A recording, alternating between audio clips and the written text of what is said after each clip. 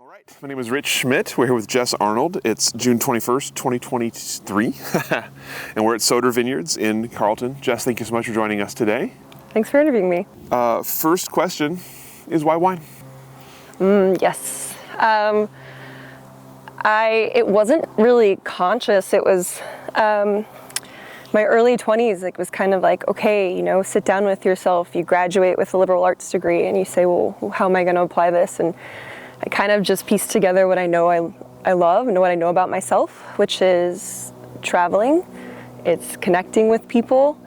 I had done some restaurant work and was exposed to wine. I enjoyed drinking it. I enjoyed comparing them and tasting them. But when it got to the point where I'm sitting on the floor of my bedroom and it's like, well, what are you going to put your energy towards? You're in your early 20s and you have a lot to give. What's it going to be? I was kind of just given the answer. It just kind of hit me like a bolt of lightning, and it was like, wine. It's a confluence of things you love and things you'd love to explore. So through wine, there's community, exploring culture and philosophy. I found a love of science and geology, and it's kind of grown from there. So it started in hospitality and educating myself through courses and reading books, and all the way to the production side of things, where I've been for 10 years now, which is crazy. Oh my God. Okay, well, we'll come back to all that, but let's start with kind of life before that. So tell me about where you were born and raised and sort of life before wine. I'm totally from California. I'm from Los Angeles, the beach cities of Los Angeles, and I went to school in San Diego. So a lot of my life was centered around that area of LA and California. It's beautiful. I was always drawn to the mountains. Life on the beach is great, but there's sand everywhere and it's really hot all the time. So when I graduated, I found myself in the Bay Area. I'd spent some summers there as a camp counselor, and I just knew I really loved it. A little more diversity with the weather and just in general. And until I left California to go to New York when I was in my mid-20s, I just had always lived in California. It's great to be from California, but when you live in a place like Oregon and there's so much lushness and so much green and so much life, you get kind of stuck. So yeah, I came here in 2014 after my first harvest in Sonoma, and I haven't left because I can't think of anywhere else I'd rather be, especially for winemaking. This isn't really your question, but as far as I'm concerned, it's the best region in the United States for growing grapes, certainly Pinot Noir and Chardonnay. But no shades of California, but I'm really happy here. So you mentioned you had kind of a familiarity with wine before the lightning bolt, before you decided to pursue it. You had a kind of familiarity with it. Tell us about your kind of initial work in wine and fine dining and initial kind of understanding of it. Totally. I wouldn't call it fine dining. It was dining. There was some by the glass pours, but it was really just a gastro pub focused on Giants baseball and beers on tap. But being in proximity to the Napa and Sonoma wine countries, it was just kind of a no-brainer to take yourself there on a weekend, spend some time with your friends there. And that was fun. It was really fun to be enjoying wine during the day, and I'd find myself kind of monopolizing the people in the tasting room's time and talking about clonal variations. My friends are out back just like, get on the bus, Jess, we gotta go to the next winery. So from there I started in the WSET program. I could keep a day job, but just at night go and learn about wine. And I eventually got a job working in hospitality in Napa and did that concurrently with the WSET Advanced program. It was a really nice way to pair theoretical learning with some practical knowledge. I was talking about wine every day with guests. I was building the community I mentioned that I really love about wine industry. And I could pick the brains of the winemakers and then build a network that was very devoted to the wine industry just through proximity. When I was in the tasting room for the season until the fall, and I decided to take a sommelier program that was based in New York City. I was like, well, what a great excuse to go live in New York City. I continued a restaurant background in that capacity while attaining my certified somm accreditation. That was an amazing experience. It's an incredible city. I suggest everyone live there for at least a little while, but after 8 or 9 months, a lot of questions about wine weren't being answered to my satisfaction, and those really had to deal with production. A lot of textbook answers, but no one had made wine on their, for themselves. So I was like, great, well, to continue my education, let me sign up for a harvest in Sonoma. I moved back to California 2014 to work my first harvest. And it was an amazing experience at a well-equipped facility, making really, really high-end wines. And so the foundational standard for winemaking was set at a high bar. I'm so grateful for it. But the style of the wine wasn't my favorite. I had a lot of intuitive questions like, why are we picking so ripe and then adding so much water to get the alcohol? Like, why not just pick, I had these questions. The stylistic choices were set. That was the house style. I respect that. But intuitively, I was like, okay, well, I've learned a lot. Let me see how I can coerce this more my style. So I road trips to Oregon. I wanted to educate myself, learn more about the region, and I tasted at a few places and was like, oh, okay, I'm gonna move there and I'm gonna work in Oregon. One place in particular, I was like, I'm gonna work there, I'm gonna be a harvest intern there. And so I came to Oregon in the winter of 2014. The timing was terrible, no one's hiring for anything, but pieced it together until May of 2015 when I started at Beaufort as a harvest intern. And it was an incredible holistic experience. There was nothing they didn't have me do, and I loved every second of it. And I was hired full-time after that harvest. So it's pretty fortunate, but it's like, great, I'm just gonna stay in Oregon and see where this goes. So I'll pick that back up in a second, but I'm curious about a couple of things. Let's talk about the somm program that took you to New York. What was at the time you started that, were you thinking that was where you'd want to stay on that side of the wine industry? At the time, I was open to exploring all of it. There was no facet of the wine industry that I wasn't interested in. And I was so new to exploring it that I was like, great, I get to live in New York. There's no bad outcome. I'm going to learn something, and if it's not what I prefer, I can pivot. Early 20s, it's still relatively young to be discovering all that. So I was very open to what it would bring. And when you're in a place like New York and you're working in the hospitality side of the industry, the exposure is huge. I mean, portfolio tastings, it's a home base for wines from all over the world. So, in that amount of time, I tasted enough wines for a lifetime. There's no such thing as enough wines for a lifetime. But I was really fortunate for the exposure that early in my career. And I'd say it definitely helped carve the paths that I took. One of them being, okay, I need to learn more about production, and no one here has a satisfactory answer. They can speak to how wines are made, but I needed to do it for myself. Yeah. I'm curious about that part too. What made you think that was something you needed to know how to do? What made you think that you had to go dip your hand in production?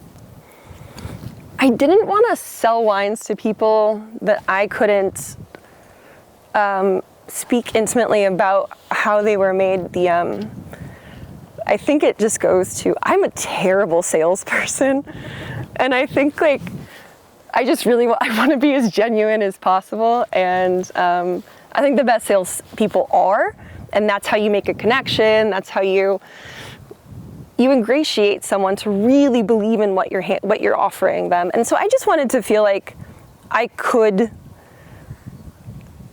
explain to someone how this wine was made beyond just like a textbook. And one harvest is hardly going to scratch the surface of that, but I wanted to say I did it. I had no idea that I would work my first harvest, like completely have my ass kicked and be like, this is everything. I love it so much. Like, let's do it again next year. But I'm so lucky that I found it. But yeah, I just wanted to be able to speak to it. Let's talk about that first harvest experience. Obviously, you talked a bit about it already. So, getting your ass kicked but loving it. Tell me about that. What was the work like? We were a pretty big team, but it was very hands-on. So it was an amazing, immaculate facility, 750 tons, incredibly thorough sorting, and just wave after wave of fruit coming in. Our schedule was 6 a.m. to midnight every day. I think I was on day 28 when I like faked a stomach ache so I could go home midday. I was like, it's so pathetic, but I was like, I loved it. I didn't want to miss anything, but at a certain point I just was like, I think I just need to sleep a little bit. But I also thought that that's how all harvests were. They so aren't. If someone worked harvest here, we work really hard, but it's not like that.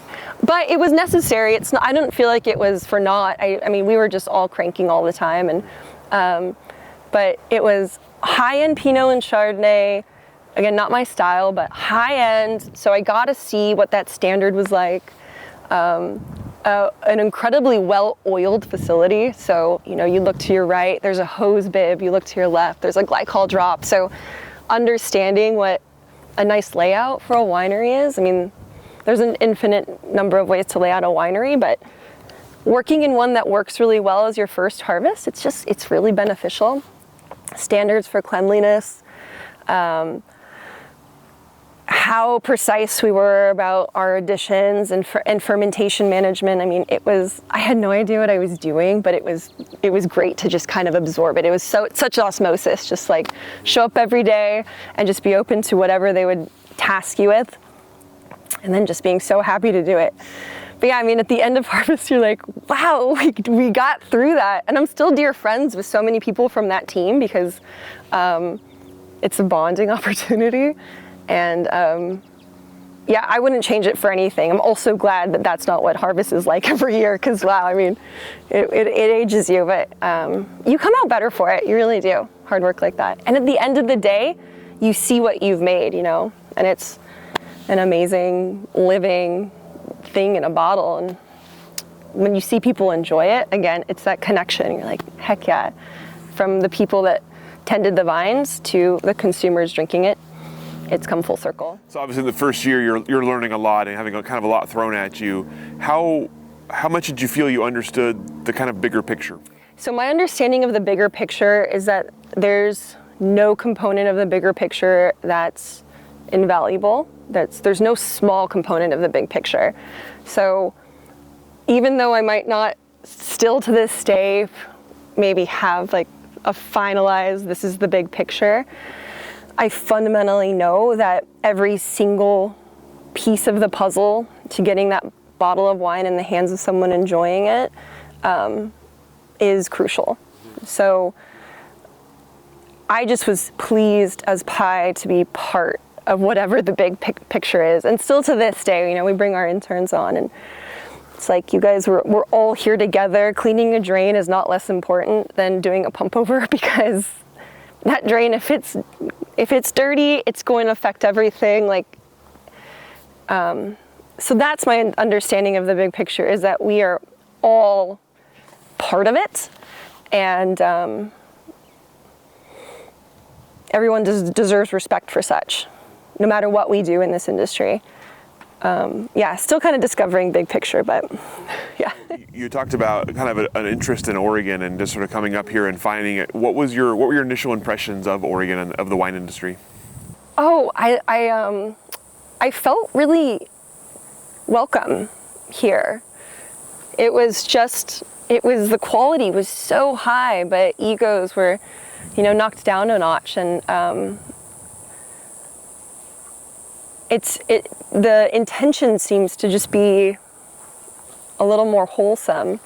This is a generalization, of course, but I just, you know, when I walked into Beaufort and like, this was a pig barn not that long ago, and these are the modest means by which we make these amazing wines, and I found them so interesting and intriguing and still so well made. And I was like, look, this is all you need is just some really good intentions and a hardworking team.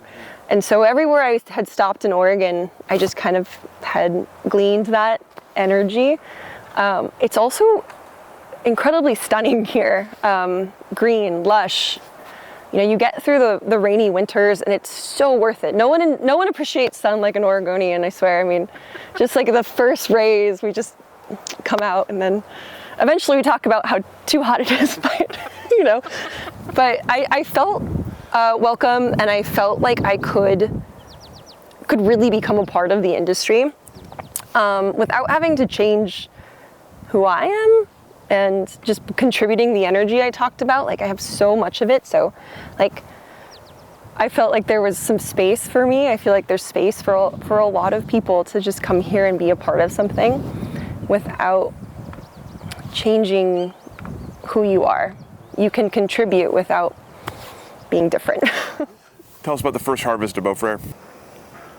Oh, it was so different than my first harvest in Sonoma.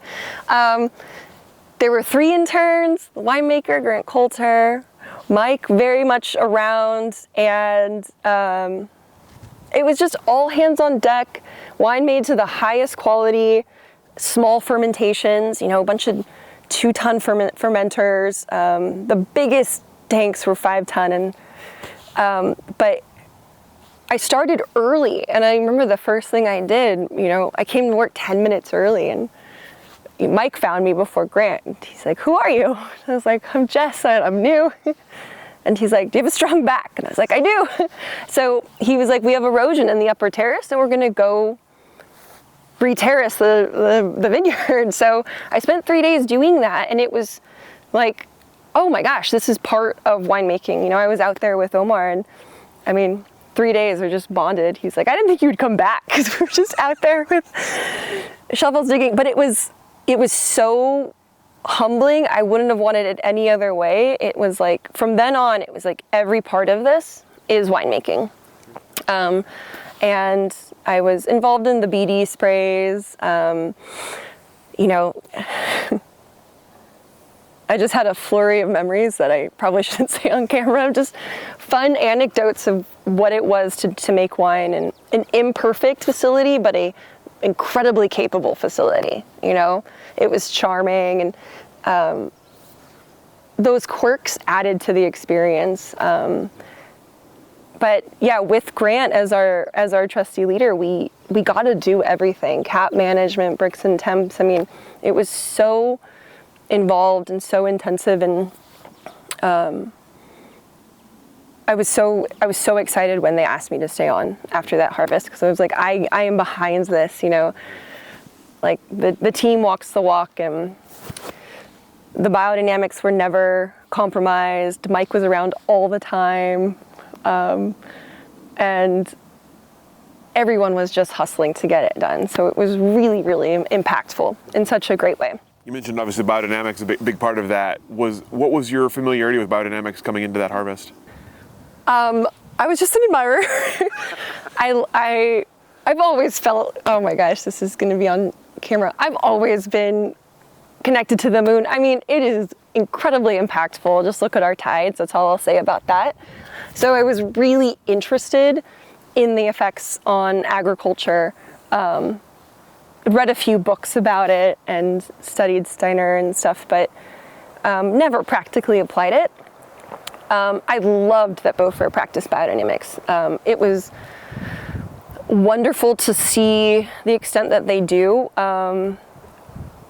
There's the 500 and the 501, and those are prepared and applied, but beyond that, Mike was like, there's intuition too. Like, you get to kind of just have some fun with it, and it wasn't these stringent protocols. There is a time and place for being rigid with additions and measuring things, but I loved the artful craft of biodynamics, and you know, a heat wave's coming, so let's make a chamomile tea, which chamomile tea soothes a human being.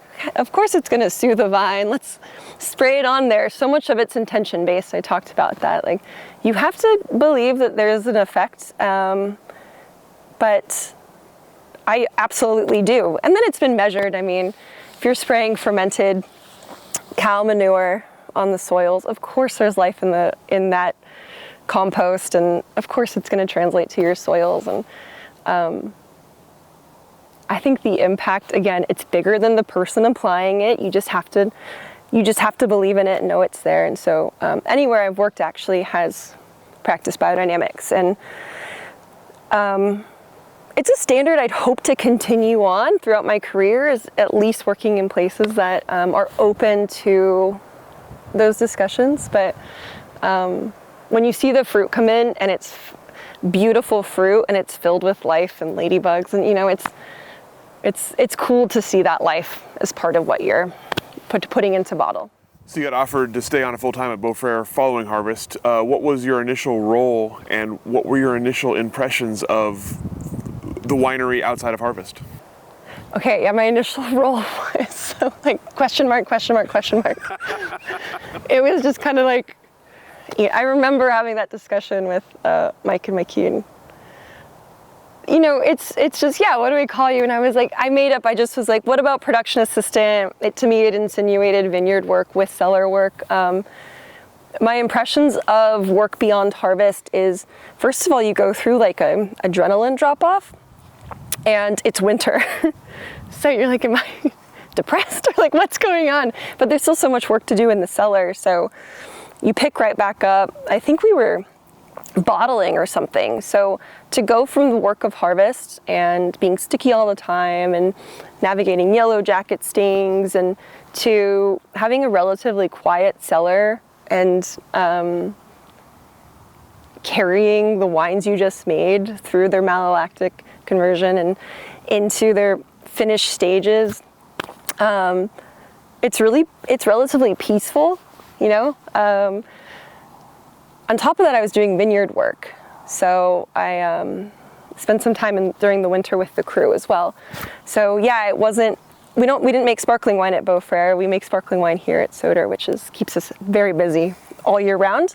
But if there was any lulls, I got to go out to the vineyard, spend time with the crew. They were incredibly patient with me because I was slow. My fingers were frozen, but what an incredible experience. I mean, humbling.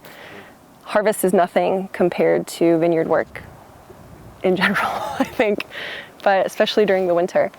So I found that really valuable. And then monitoring malolactics, making sulfur additions, assessing quality, racking blends, all of that. I always, when our interns leave, they come and they work so hard, and I wish they could be a part of seeing their wines transform. But I was lucky enough to see that. So yeah, different energy, but so much learned. I mean, yeah. To this day, I still am like, man, every year it proves to me how little I know. Yeah, there's always something to learn. But yeah, that first year, your learning curve is like this steep.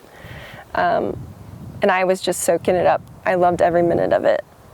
And to their credit, Mike and Mikey, Grant had left at that time, and they involved me in everything.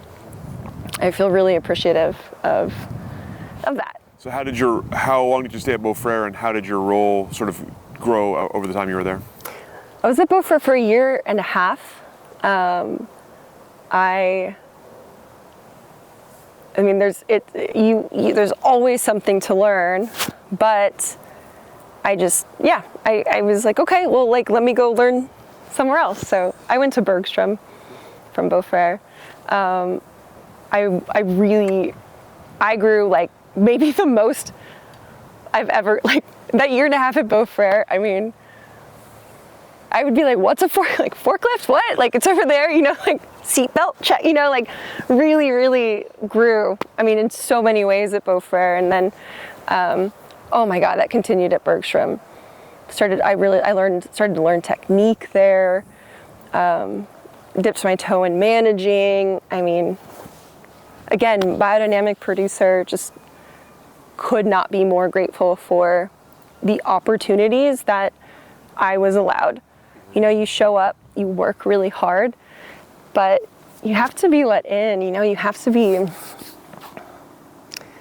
you know, it's, winemaking is so personal. It can be, it's such a creative endeavor, and I really respect when people put their heart in a bottle and they're like, do you like it? You know, it's like, and to be brought in and be on a team that's contributing to that, it just means the world. So, yeah. You mentioned technique. Obviously, you talked about kind of your very first experience in wine not being sort of what you were, the technique you were hoping for. So tell me about starting to find your own style or find your own kind of technique along the way. Absolutely, yeah. When you start making wine, you're just, it's hard to fathom coming like your own technique because you're just trying to keep up and not mess up. So, I mean, this will be my 10th harvest. I'm so green in winemaking in general. I mean, drop in the bucket, right? I've never done Southern Hemisphere any. It's just been Northern Hemisphere 10 harvests. And that technique is, like, my personal spin on it is like just formulating, like, and then every year it changes. I'm like, what was I thinking last year? You know, like what, that doesn't make any sense. So it's been adapting, and I've been so lucky to have the mentors I've had because you carry pieces of what they've developed. I mean, there's always going to be like the Grant and Mike Etzel and the Josh Bergstrom components of the Tony Soter. Like those components are always going to be a part of how my technique develops. And then they also kind of gave me the resources to put my own spin on it. And so, yeah, I know I love whole cluster. Thank you, Josh Bergstrom. And Chardonnay. I mean, wow. If I had coming to Oregon, I had made Pinot and Chardonnay. I knew I really was drawn to those varietals. I love sparkling wine as well. You know, base of Champagne, but Pinot and Chard. But I just never had seen Chardonnay the way that I have seen it in Oregon. And producers like Josh, Bethel Heights, Walter Scott, like they've just really kind of shown the potential for it. So as far as my technique and my style, like if I could ever just be like a Chardonnay maker, I'd be so happy. I love you, Pinot. We're like among Pinot Noir vines. They're listening to me. Yeah, I think it's just a continual evolution that I look forward to evolving with. It's kind of fun to just see what intuitively comes out of what your hands have made. So tell us about your time at Bergstrom. Yeah, it was so great. I think that's like where I started to just kind of get some real footing. It was a small team, and to be involved in everything just meant so much. And for your voice to be considered, and your ideas to be implemented or trialed. You know, I'm not saying it all worked out, but like to be part of a team that considers you was so awesome. Like it was incredible. I was there for 3 years. They were so foundational. Again, amazing vineyard team, amazingly farmed fruit, incredible vineyard sites to work with, and then a creative, open-minded team making wine. But yeah, I think that like starting as a cellar hand, left as a cellar master, and I'm just proud of my growth there, but I have to hand it to them for allowing it, you know. It kind of goes hand in hand. You can be curtailed and someone can kind of shut you down, and that was not the experience there. It was awesome. We talk about your growth there. Are there specific things you look at as, you mentioned, kind of a foundational place? Are there certain things from your Bergstrom time that you think of as kind of the main growth you had there? Yeah, I got a lot more comfortable with lab work there. And again, just kind of working with Travis and Josh and, you know, saying like, hey, like these are some things we can do, and we can do a little more in-house stuff here. It's coincided with them building this amazing new building that had a little lab in it, and I don't have a chemistry background, again, liberal arts degree over here, and to explore that, be supported in exploring that, and running basic analysis, getting comfortable with running basic analysis, and kind of managing that information and presenting it to your winemakers and saying, like, here we are, like, what's our next steps? It made me feel just really part of a winemaking team.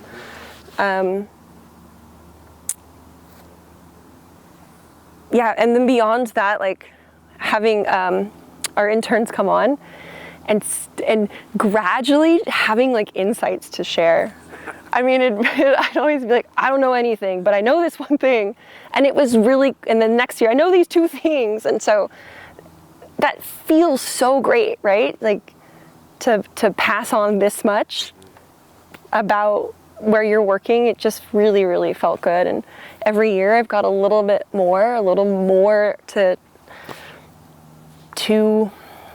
hand over to someone else, but it's only because of all that was handed over to me. So, yeah. You mentioned obviously whole cluster at Bergstrom as well. Tell us about your experiences working with that. Oh yes, whole cluster. I mean, the fruit that is farmed at Bergstrom is just, it's incredible. And we had a really nice string of vintages, 16, 17, and 18 when I worked there. And so these really beautiful lignified stems, and the fruit's incredible. And so a lot of the producers that, you know, Josh was incredibly generous with sharing wines from all over the world. And a lot of those producers use a lot of whole cluster, and we all love them. So it's like, well, it was all thoughtfully done, but it's like, if this fruit's amazing, like, let's just whole cluster it. So there was plenty of tanks that were 100% whole cluster, and they're extraordinary. I mean, if you have thoughtful cap management and you're extracting enough juice so that your air pockets don't get stagnant, you can just have an incredible wine, especially made from Pinot Noir, especially grown in Oregon. So we're definitely not shy about experimenting with it. And it was just proven time and time again how interesting those wines were. So yeah, it was a lot of whole cluster. You said you were there for 3 years and you were a cellar master. At that point, did you have sort of designs on what would come next, or what the eventual goal was? No, my goal is really just to keep learning.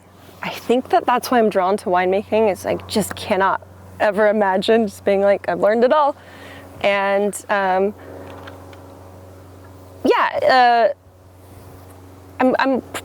guess I'd probably be characterized as ambitious.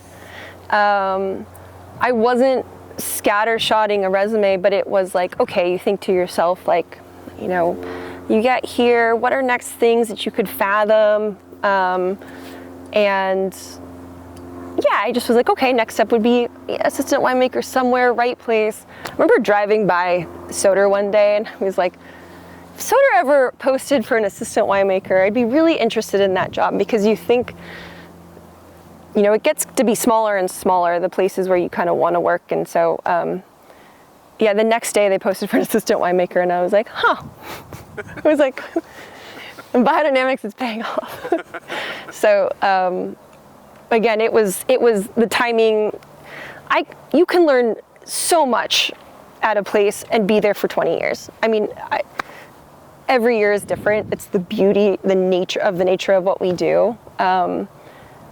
But sometimes you just kind of are like, okay, like this presented itself. Should I step that direction? And the timing worked out for me to do that, to put myself out there. It was scary. It feels like a big step to assistant winemaker.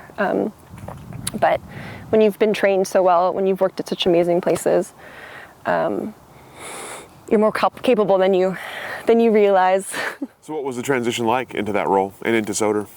I was well prepared by working at Bergstrom. Lots of similarities with farming mentality, like no compromise. So working with really, really meticulously farmed fruit, beautiful fruit. I really wanted to learn sparkling wine production. So that was the biggest learning curve.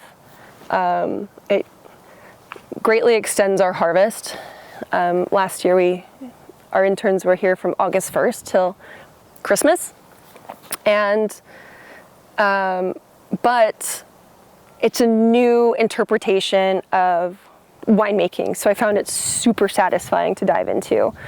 The transition for the role was pretty seamless. It was just learning a new place, making sure that you're respectful of the standards and style, and then contributing the knowledge that you've gained from where you've worked before. So it was a healthy transition because what I could contribute has been accepted, and there was just so much to learn, which was very satisfying. As you set into the role, what were your kind of priorities? What were the first things you thought you either had to learn or had to accomplish? There was 4 people on a team that was already established when I came on. So I wanted to make sure I was aware of, sensitive to, and understanding of what their roles were, how I could complement what they're already accomplishing, and how I can be a support as a manager to what their tasks are, what their charge is in our cellar. Cellar dynamics are a beautiful thing. It can be incredibly intimate, just working so closely in such a high stress environment with a small team of people. Making a luxury product, you don't want to mess it up.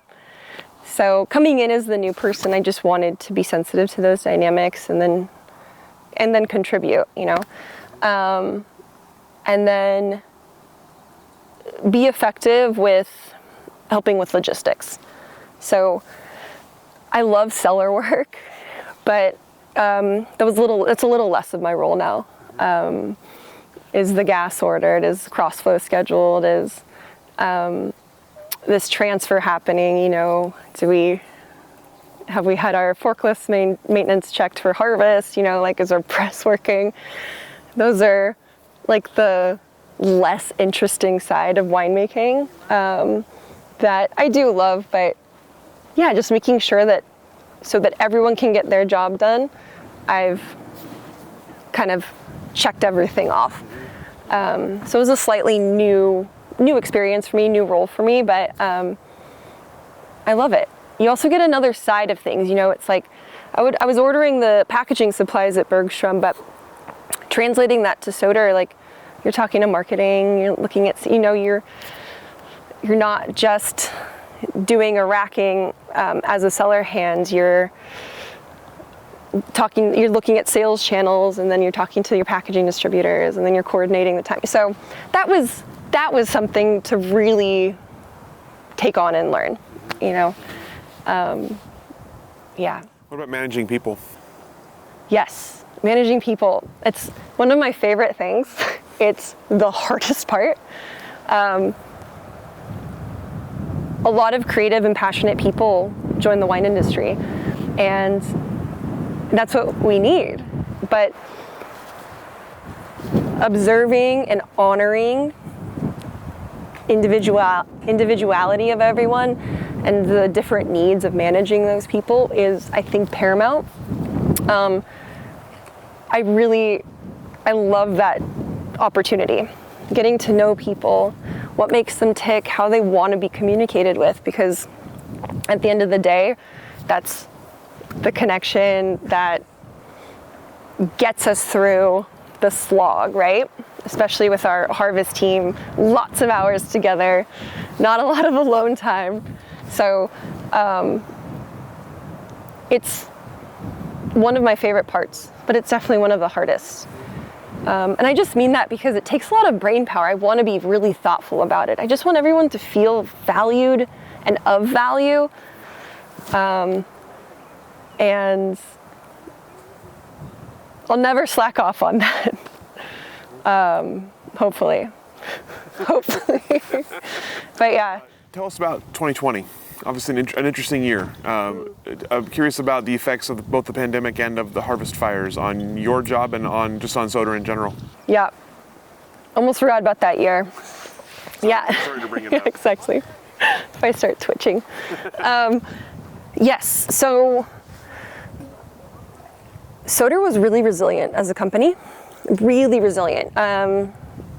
We have a robust following. I'm so grateful to them for wanting to keep enjoying our wines. I hand it to our hospitality and culinary team, the way that they pivoted and got creative with other ways to interact with our consumers. As far as the winery went, I was fortunate that through really rigid protocols, we got to continue coming to work. We spaced out, but we had to keep taking care of the wines that were in barrel. There was a lot less of it than in other years, but we couldn't forsake that work. And I'm really grateful because it was this much normalcy, like continuing to keep coming into work. During harvest with the pandemic, I'm grateful for the team that we hired. They had amazing attitudes. They were really go with the flow. I found them a home where they could all live together. On their first day of work, we all showed up at a clinic to get COVID tested and met each other in a parking lot. And then I took them to their new home where they just kind of were like bubble buddies, and then they'd come to work.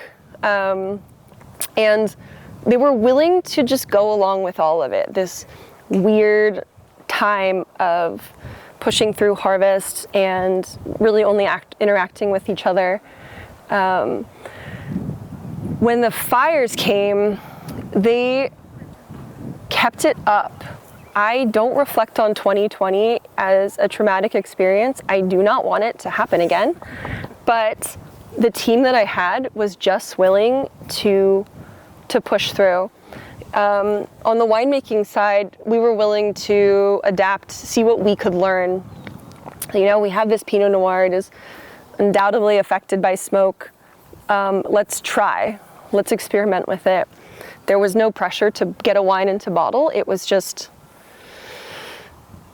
let's see what we can learn. Let's do our best, right? It was like the days of harvest, though. You know, we had the crews out here. These crews are working harder than anyone in the valley, and it's 11 a.m. and we can't harvest because it's nighttime still, and so we're getting headlamps, and my interns were clearing the road from debris, and we had a power outage in the winery, so we had juice in tank that was supposed to be chilling, and so, but everyone was just, cool, let's just address this as it comes, and no one lost it. I mean, we really kept our wits about us. I'll never forget the day, though. I was like, okay, so everyone gather around. I'm gonna have to evacuate you from your home because there's a fire coming towards it. So one at a time, I'm gonna have you to go get your belongings and bring them back here. I will find a place for you to sleep tonight. And they were all like, okay, you know, and so, yeah, it's like we had the work to do at the winery.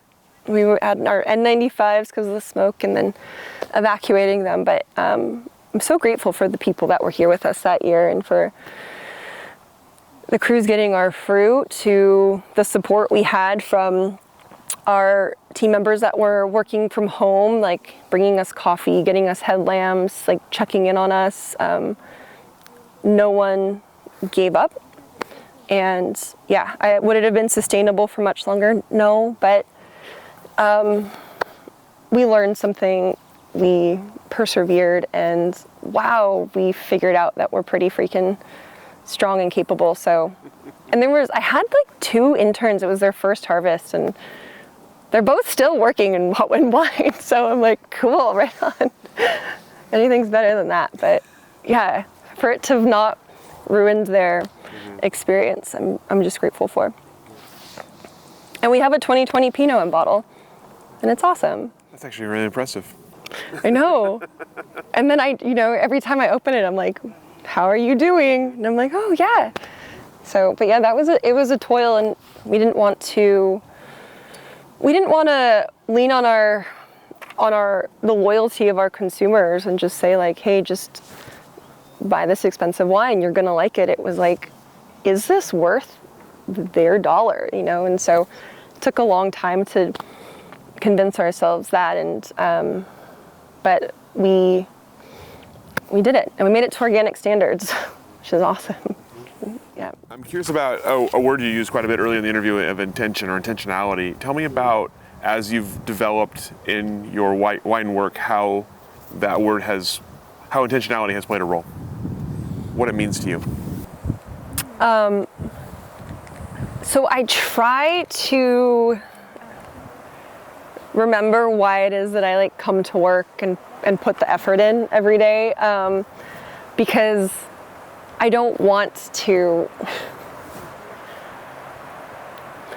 be making wine with sour intentions behind it. Like, I'm so lucky to be doing what I'm doing, and I'm doing it on the backs of so many people before me. So if my intention isn't to contribute everything I have to make the best wine that I can make, I feel like I'm doing a disservice to the land that the grapes grew on, the people that grew those grapes, the team that was part of fermenting that, and the team that is charged with selling it.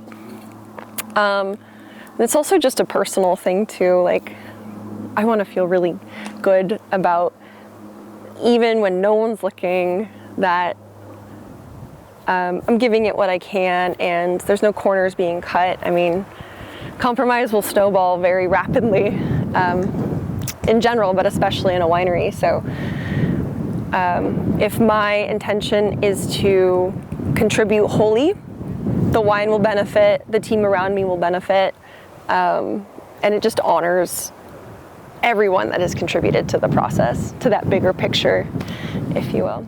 Been in this role for a few years now. Tell me how your responsibilities have expanded as you've gotten more comfortable, and tell me about the confidence to do the job. How have you seen sort of your confidence grow, and are there moments which you look at as being like, this is a decision I couldn't have made a few years ago, and now I'm making it? Yes. So I think my confidence has grown a lot with managing people.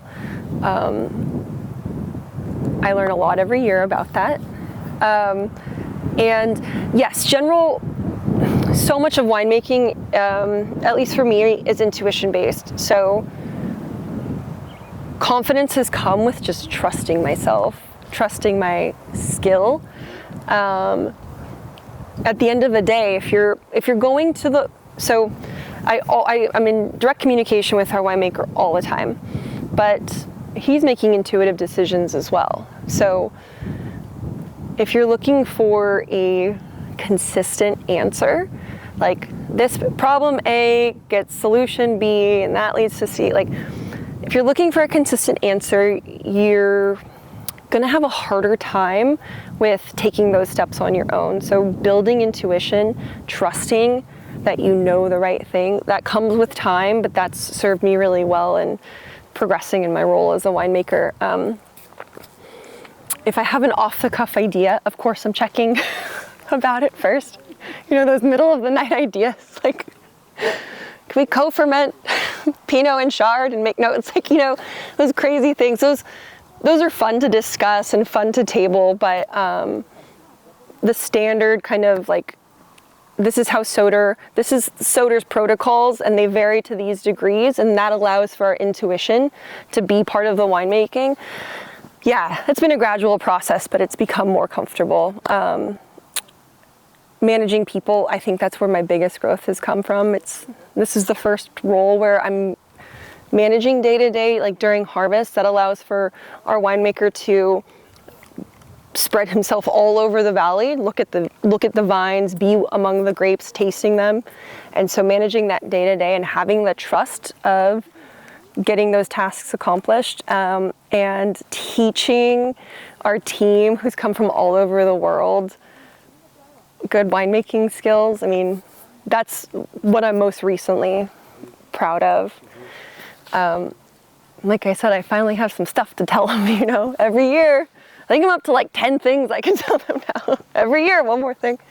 But yeah, that growth has been really meaningful to me. You have to write all those 10 things down soon. They're gonna get away. Gone in the wind. How has Soter changed since you've been here? I feel like we've gotten bigger as a company. Well, I think a really nice change just for focusing winemaking, when I started, North Valley was part of the Soter umbrella. So, I mean, a really successful brand now gets to focus on itself. And so now we're just focusing on Planet Oregon, our Origin series of Pinot Noirs, and the, you know, high-end estate and sparkling wines. So that's been a nice evolution just to help with focus. There's been some cultural changes, you know, just like within the wine, like it's so familial, and we like turn to each other, and it's just like we all feel comfortable and good in our environment. But like I'm also kind of happy to say that there is a thread that really works as far as wine quality goes, that we kind of just adapt year after year, but we just kind of get to persevere with that style intact. The Chardonnay has gotten better. The program's changed. I'm gonna say gotten better. Oh my God, someone's gonna watch this. The program's changed. So that's really nice to see a Chardonnay evolution, just to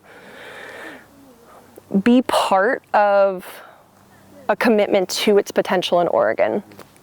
That's been really, really meaningful for me, just to be a part of that.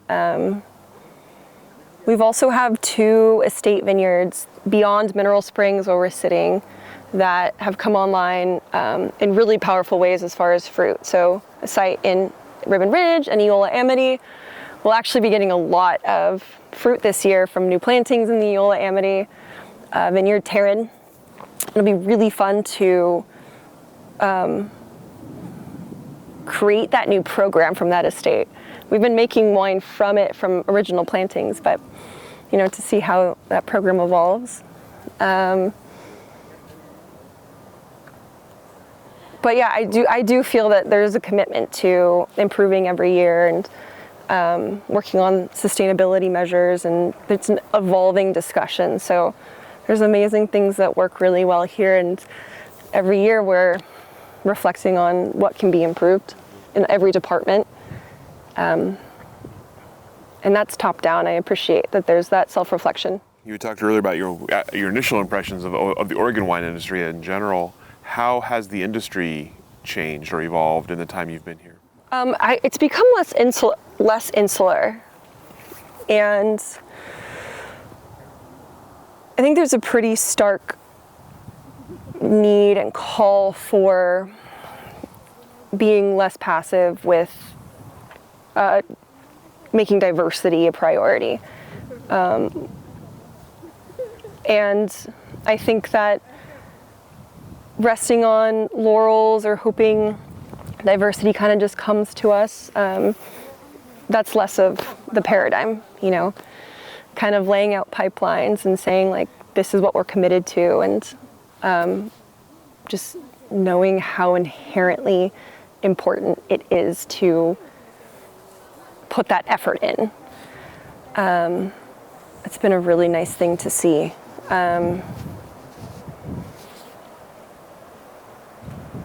And I mean, it's always been this way, but like the collegiate nature, the community that's just inherent to Oregon, I'm just glad it hasn't changed.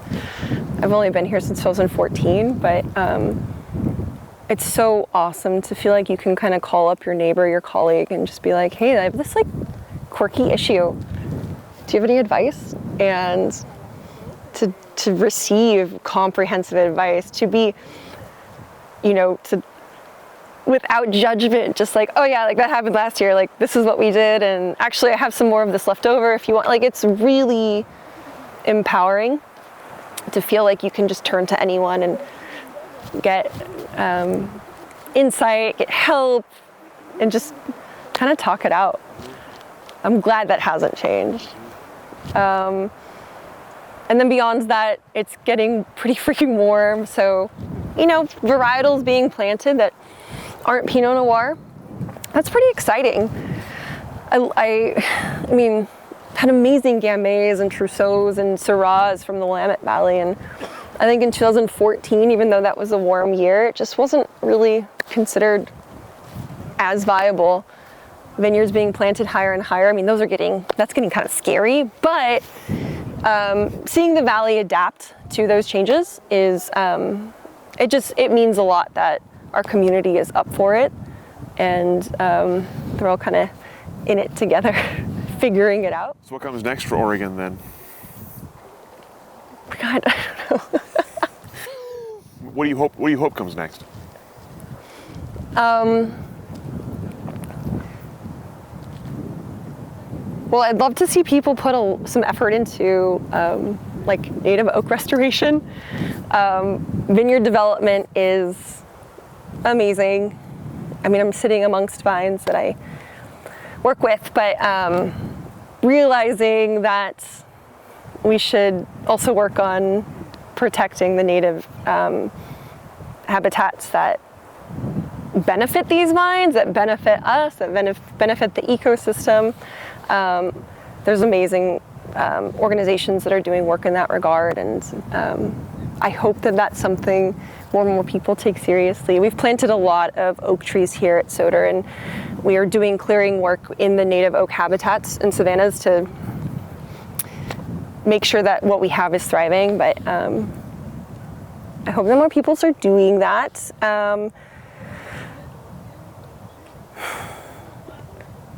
And then, yeah, beyond that, just continue. I think that Oregon, I mean, we're going to just continue to be a forefront of the discussion of some of the highest end wines in this country. It's really cool to hear Jancis Robinson say that she hosted a summit in Washington, D.C., and her theme was Oregon Chardonnay. I mean, for someone MW based in London to want that to be the topic of discussion, I mean, it's really a great thing. So just, I see more and more limelight for Oregon, and it's so well deserved. And hopefully from vineyard stewards to sales and DTC and the wine and the production, like all of us can benefit from that kind of, rise together. Because again, there's a big picture, but there's no lesser part of it. We need to all kind of be brought up together. So yeah, kind of see that for Oregon. Brought that full circle. Nicely done. That's good. That's a callback. Yep. What's next for you? What are you looking ahead to, either in career or otherwise? That's such a great question. It's when I ponder like other places to live or make wine, just because I'm curious. I'm like, well, maybe I could go to England, right? Make some sparkling wine there. If I'm staying in the United States, I cannot think of a place I'd rather live than Oregon. I have tried.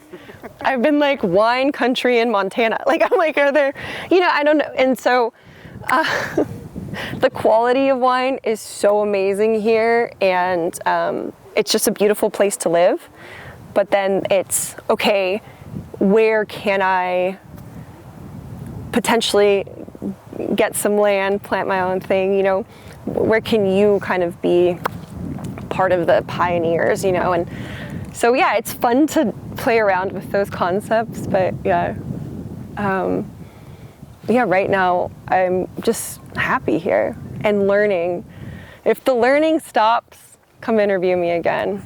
I'll figure out where I'm going, but I don't see that happening anytime soon. Last question I have for you is about sort of what are you proudest of, or what is your greatest accomplishment so far? Yeah, I guess I'm proud of the resiliency that working in the wine industry has shown me. I feel like I kind of grew up in it, and there's been truly ungraceful moments, but when I reflect back, it's funny, the years, like I kind of measure them with the cycle of the vine, and when you see a vine at bud break, you can't help but reflect on where you were at bud break last year, and some years I'm like, oh, well, I was the same person a year ago. Oh gosh, that went really quickly. And some years you're like, oh my God, I've come so far. So I guess something that I'm proudest about is that gaining that self-reflection, it's kind of this like cool embodiment. It's gone hand in hand with my work as a winemaker.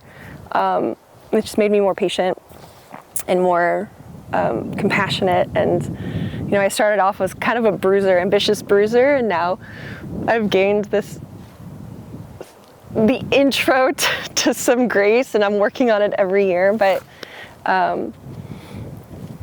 and through the creative pursuit of winemaking, you know, I am really, really proud of that, of the creative outlet that I've developed. And it's all personal, it's all subjective, but I'm proud of it. And I'm grateful for it. Well, excellent. That's all the questions that I have for you. Great. Is there anything I didn't ask that I should have? Anything that we didn't cover today that you'd like to cover? No, we covered things I didn't even know how to answer.